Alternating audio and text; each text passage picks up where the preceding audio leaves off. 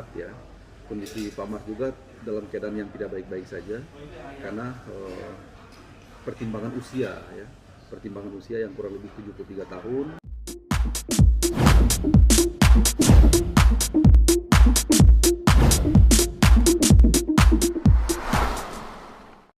Kira-kira kenapa Pak Sungkar bisa terjerat kasus tersebut, Pak ya? Ya, perkara ini sebenarnya sederhana sekali ya. Perkara ini sebelumnya kalau semua pihak punya itikat yang baik, mestinya tidak menjadi perkara ya. Saya berpendapat bahwa sebenarnya persoalan ini sangat sederhana. Karena dugaan kerugian keuangan negara masih sangat debatable ya. Kami berpendapat sebenarnya tidak ada kerugian keuangan negara. Tapi kami hargai bahwa proses hukum telah berjalan dan itu yang terjadi saat ini, sehingga ya kita harus tunduk kepada proses itu dan segala sesuatu kita akan buktikan. Jadi biarlah nanti semua pihak, baik jaksa penuntut umum maupun kami sebagai tim kuasa hukum dari Pak Mark Sungkar akan mengemukakan segala sesuatunya. Kita akan saling bantah-bantahan dan kita akan menguji apakah dugaan kerugian keuangan negara yang disangkakan oleh jaksa penuntut umum itu telah terbukti secara sah dan meyakinkan ataukah tidak gitu. Ini sesuatu yang masih sangat abstrak, sesuatu yang masih sangat masih kabur bagi kita tim kuasa hukum, karena sampai dengan sejauh ini kita belum meyakini bahwa adanya dugaan kerugian keuangan negara itu. Saya tidak tahu nantinya strategi dan cara pembuktian apa yang akan dilakukan oleh jaksa penuntut umum. Tapi tentunya kita sebagai tim kuasa hukum, sebagai tim lawyer akan membuktikan sebaliknya bahwa pada hakikatnya negara tidak pernah dirugikan dengan proses ini.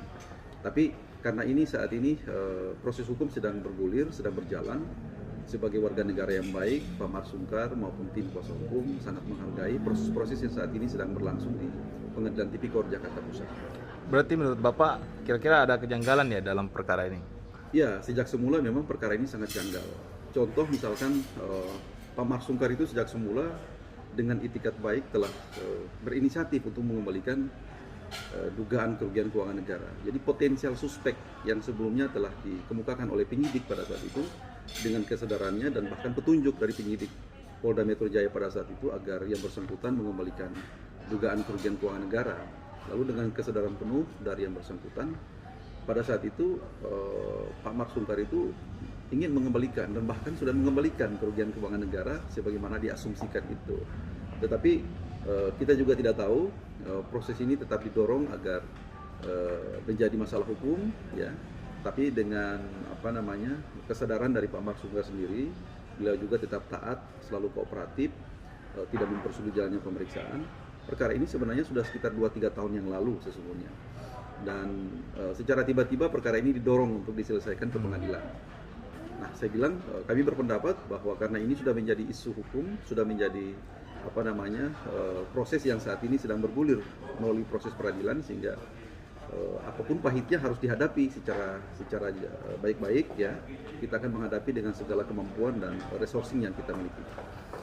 Sekarang Pak Mark kan ditahan, Pak ya. Itu gimana kondisinya sekarang, Pak? Ya, Pak Mark ditahan pada tingkat tahap 2 ya, pada saat berkas perkara Pak Mark dinyatakan P21, dan pada saat itu ketika penyidik melimpahkan ke Kejaksaan Negeri Jakarta Pusat, maka sesuai dengan kewenangan yuridis yang ada, penyidik Kejaksaan Negeri Jakarta Pusat pada saat itu, jaksa penuntut umum dalam hal ini melakukan penahanan selama 20 hari terhadap Pak Mark Sungkar.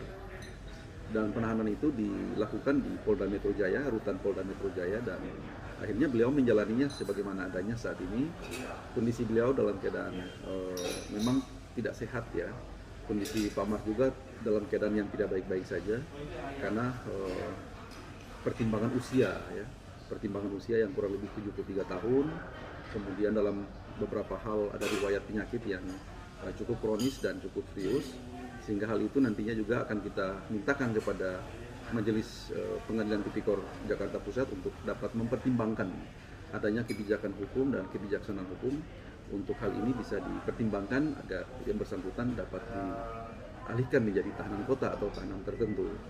Dan kami akan kemukakan itu, dan kami secara administratif akan mengajukan itu sebagai satu upaya hukum tersendiri yang akan kita lakukan tentunya.